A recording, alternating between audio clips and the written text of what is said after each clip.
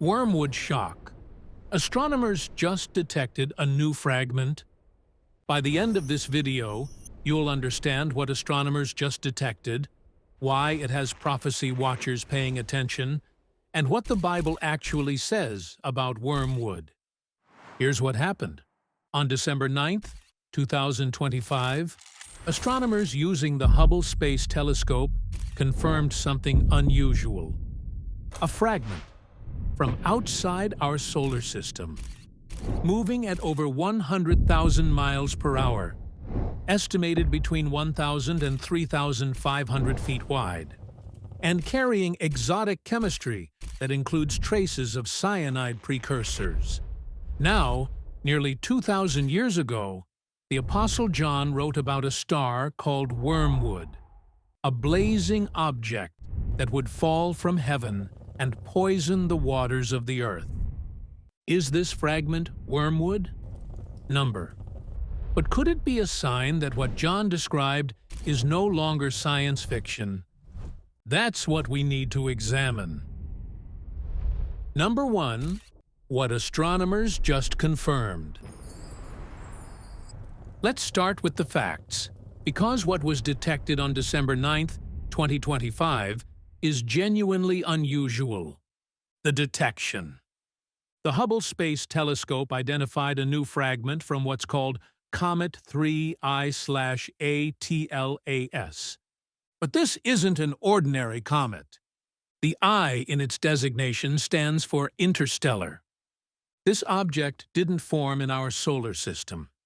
It came from somewhere else entirely, from the void between stars, from outside our cosmic neighborhood. A wanderer from deep space. The specifications. Here's what we know about the fragment. Size. Estimated between 1,000 and 3,500 feet wide. To put that in perspective, that's roughly the size of a small mountain, or 3 to 10 football fields across. Speed. Over 100,000 miles per hour. That's approximately 28 miles per second. Fast enough to cross the United States in about 2 minutes. Origin. Confirmed interstellar by the Minor Planet Center. This isn't a rock that's been quietly orbiting our sun for billions of years. This is a cosmic intruder, something that entered our solar system from the space between stars. Why this is unusual? We've only confirmed a handful of interstellar objects ever. The first was Oumuamua in 2017. The second was Comet 2I/Borisov in 2019. Now we have 3I/ATLAS and its fragments. These objects don't follow the predictable paths of asteroids and comets born in our system. They arrive with little warning. They move at extreme velocities, and they carry materials we've never seen up close before. The detection challenge. Here's something most people don't realize. This fragment was detected amid rising solar glare, meaning it was already moving through the inner solar system before we spotted it. Interstellar objects are notoriously difficult to detect. They don't announce themselves. They don't orbit in predictable patterns. They simply appear, and by the time we see them, they're often already passing through. Number 2, the chemistry that shouldn't be there. Now, here's where it gets interesting for prophecy watchers. Because what scientists found inside this fragment raised some eyebrows. Exotic interstellar chemistry. When astronomers analyzed the composition of fragments from 3I/ATLAS, they discovered something unusual. Traces of cyanide precursors, compounds that, under certain conditions, are associated with toxicity. Now let me be very clear. No scientist is claiming this object will poison Earth's water. The fragment isn't on a collision course with our planet. And even if cometary material entered our atmosphere, the process of atmospheric entry would transform much of its chemistry. This isn't a doomsday scenario. But the symbolism is striking. Here's why prophecy students noticed. The Bible describes wormwood as making waters bitter. Revelation 8:11, KJV. And the name of the star is called Wormwood. And the third part of the waters became wormwood. And many men died of the waters because they were made bitter. Bitter. Toxic. Deadly. And here we have an interstellar object carrying compounds associated with bitterness. Cyanide is literally one of the most bitter substances known to chemistry. Is this coincidence? Probably. But is it worth noting? Absolutely. What wormwood actually means.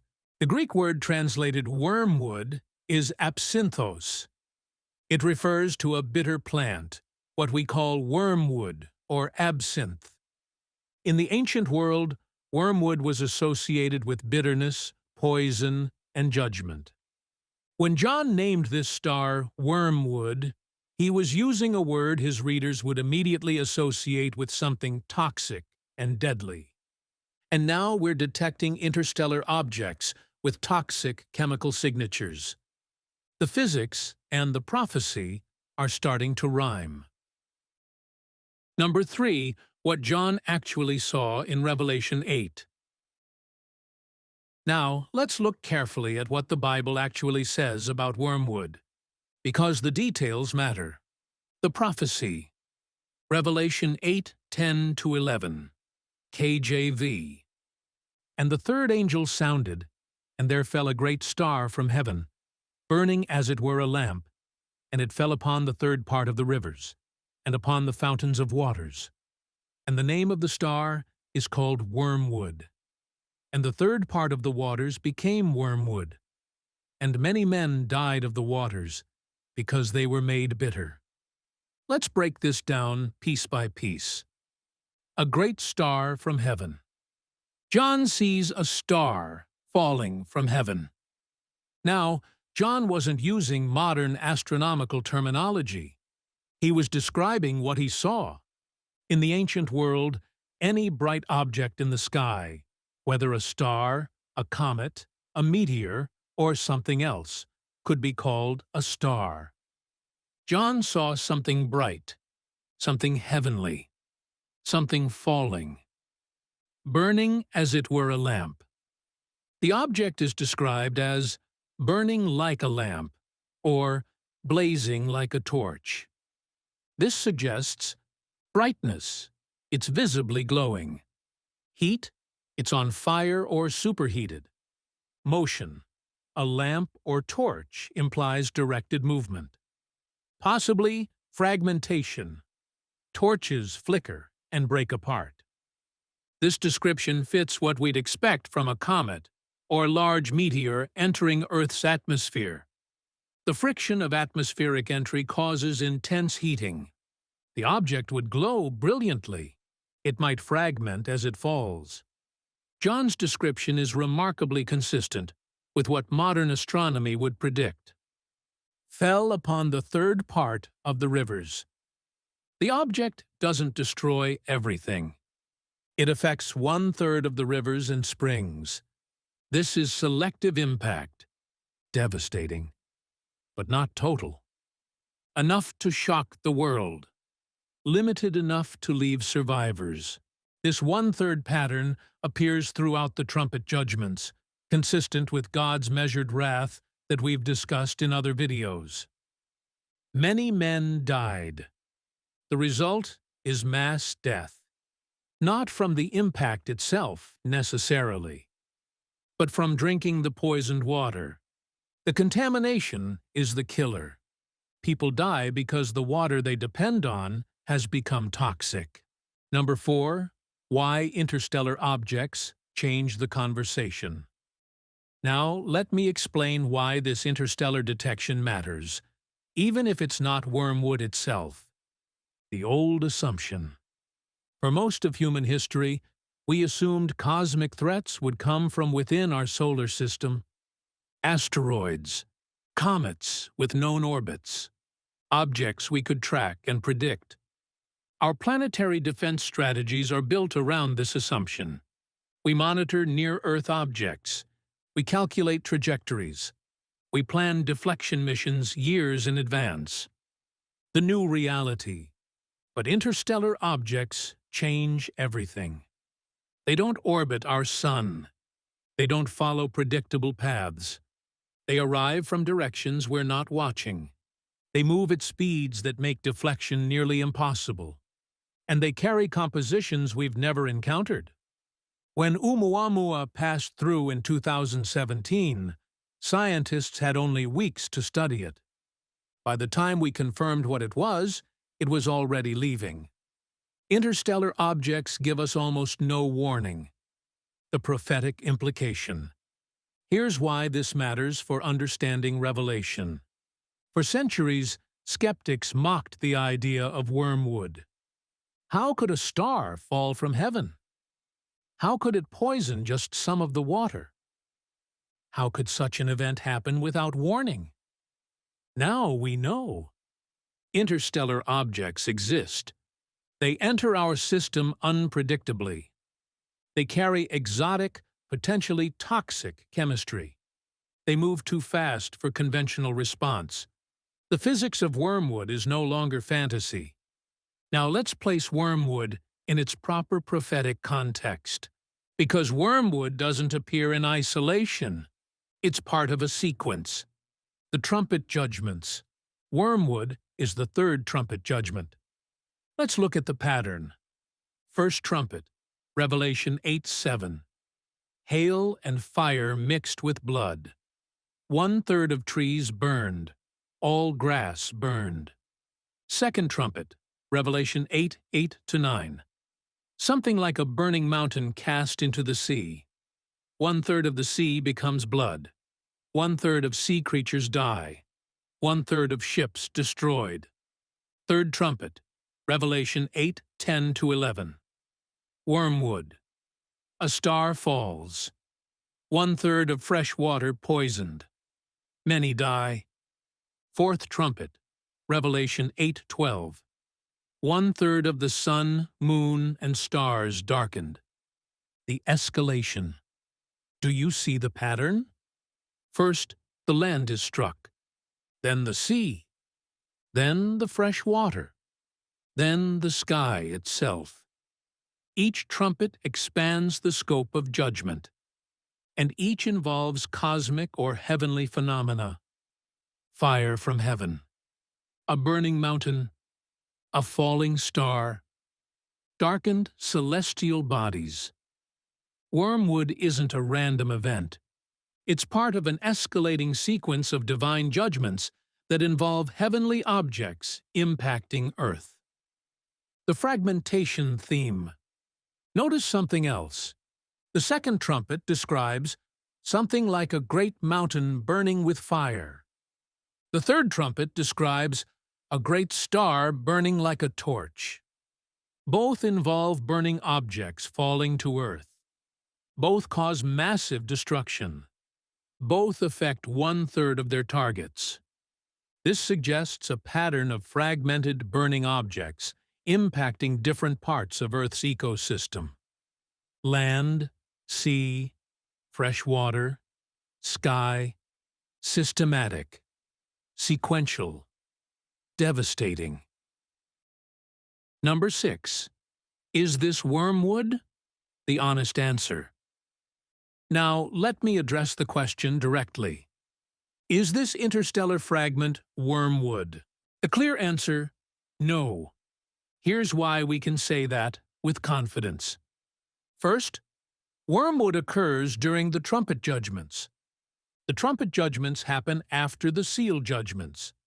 The seal judgments include the rise of the Antichrist, global war, famine, death, and cosmic disturbances. We haven't seen those events yet. Second, wormwood occurs after the abomination of desolation. Jesus tied the Great Tribulation to the abomination of desolation. Matthew 24:15-21. That event hasn't occurred. Third, Wormwood actually strikes Earth and poisons water. This fragment is not on a collision course with our planet. It's passing through our solar system. There's no impact predicted. So no, this is not the fulfillment of Revelation 8:10-11. But here's why it still matters. Even though this isn't wormwood, it matters for several reasons. It demonstrates that interstellar objects exist and can enter our system without warning. For centuries, people wondered how John's vision could happen. Now we know it's physically possible. It shows that exotic, potentially toxic chemistry exists in space. The bitter poisoning of water is scientifically plausible. It reveals how little warning we'd have. If an interstellar object were on a collision course, we might not know until it was too late. It confirms that blazing star language fits actual cosmic events. John's description isn't poetic exaggeration. It's what such an event would actually look like. The physics now exists. For centuries, people mocked wormwood as impossible. A star poisoning water? That's mythology, not reality. But now we've seen interstellar objects. We've detected toxic compounds in comets. We understand how atmospheric entry creates burning torch effects. We know how impact events can contaminate water supplies. The physics exists. The mechanism is understood. What once seemed impossible is now merely unprecedented. So why are we detecting these things now? Why are interstellar objects being confirmed in our generation? The convergence of technology and timing. Part of the answer is technological. We have better telescopes than ever before. Hubble, James Webb, ground-based arrays. We can see things previous generations couldn't detect. But here's the deeper question. Is it coincidence that these detection capabilities emerged at the same time that other prophetic signs are converging? Signs in the heavens. Jesus spoke about cosmic signs in the end times. Luke 21:25-26, KJV. And there shall be signs in the sun, and in the moon, and in the stars, and upon the earth distress of nations, with perplexity, the sea and the waves roaring, men's hearts failing them for fear, and for looking after those things which are coming on the earth. For the powers of heaven shall be shaken. Signs in the sun, moon, and stars. The powers of heaven shaken. Men's hearts failing from fear of what's coming. We're living in an era of unprecedented space awareness. Solar activity is increasing. Asteroid detection programs are expanding. Governments are openly discussing planetary defense. And now interstellar objects are being confirmed. The heavens are becoming active in ways that demand attention. The Bible is clear. God governs the heavens. Job 38:31-33 KJV. Canst thou bind the sweet influences of Pleiades, or loose the bands of Orion? Canst thou bring forth Mazzaroth in his season? Or canst thou guide Arcturus with his sons? Knowest thou the ordinances of heaven? Canst thou set the dominion thereof in the earth? God controls the stars. God directs the constellations. God sets the ordinances of heaven. If an interstellar object enters our solar system, it's not random chance. It's under divine sovereignty. Nothing happens in the cosmos without God's permission. Revelation and reality converging. God doesn't need new tools. He's been sovereign over the cosmos since creation. But he reveals truths when humanity is ready to understand them. Our generation can see things previous generations couldn't. We can detect interstellar objects. We can analyze their chemistry. We can calculate their trajectories. And as our vision expands, we're seeing that the biblical descriptions of cosmic judgment aren't fantasy. They're physics, they're chemistry, they're astronomy.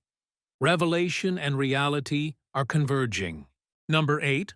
Why water is targeted. Now let's think about why Wormwood specifically targets water. Because this detail is significant. Water is life. Water is the most essential resource on Earth. Humans can survive weeks without food.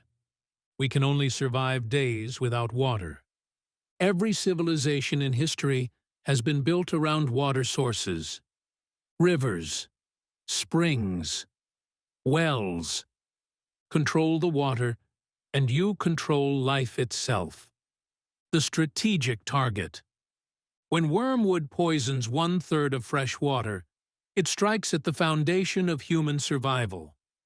Not the luxuries, not the conveniences, the absolute essentials. You can survive without electricity. You can survive without transportation. You cannot survive without water. By targeting fresh water, rivers and springs, Wormwood attacks humanity's most basic need. Judgment, not annihilation. But notice, it's 1/3, not all. 2/3 of fresh water remains drinkable. This is devastating, but survivable. Catastrophic, but not extinction level. This fits the pattern we see throughout the trumpet judgments. God measures his wrath. He limits destruction. He leaves room for repentance. Wormwood isn't meant to destroy humanity. It's meant to confront humanity, to shake human confidence, to force people to acknowledge their dependence on something greater than themselves. The spiritual dimension. There's also a spiritual dimension to water in Scripture. Jesus called himself the living water. John 4:14, KJV. But whosoever drinketh of the water that I shall give him shall never thirst. But the water that I shall give him shall be in him a well of water springing up into everlasting life. When physical water becomes poison, it's a reminder. The world's resources cannot satisfy. The world's systems cannot save. Only the living water of Christ can truly sustain life. Wormwood's judgment on physical water points to humanity's need for spiritual water. So, what should we do with all of this? Let me give you some practical guidance. Don't panic. First, don't panic. Fear is not the appropriate response to prophetic signs. Awareness is. 2 Timothy 1:7, KJV. For God hath not given us the spirit of fear, but of power, and of love, and of a sound mind. God gives us a sound mind.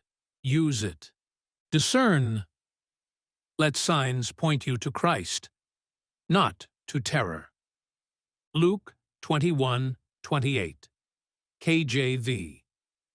And when these things begin to come to pass, then look up, and lift up your heads, for your redemption draweth nigh. When you see signs, look up, not down in despair, not around in fear. UP, toward your redemption. Signs aren't meant to scare believers. They're meant to encourage us that God's plan is on schedule. Stay ready. Fourth, stay ready. Matthew 24:42, KJV. Watch therefore, for ye know not what hour your Lord doth come. We don't know the timing. We don't know if wormwood will happen in our lifetime. But we know we're called to watch, to be alert, to live ready.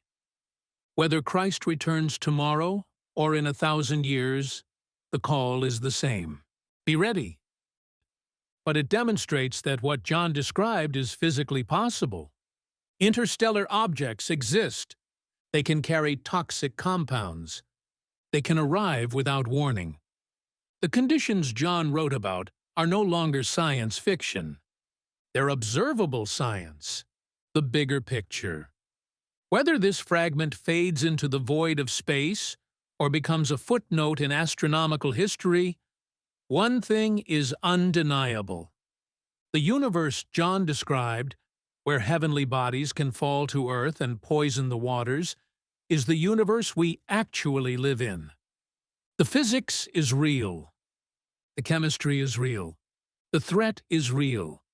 And someday, according to Scripture, it will happen. The real question. Wormwood isn't frightening because it's cosmic. Asteroids and comets are just rocks and ice.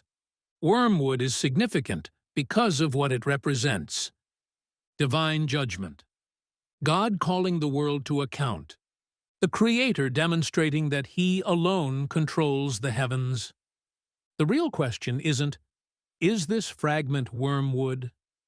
The real question is, are you ready if it ever is? The call. The signs are increasing. The convergence is accelerating. The stage is being set. And Jesus told us exactly how to respond. Revelation 16:15, KJV. Behold, I come as a thief.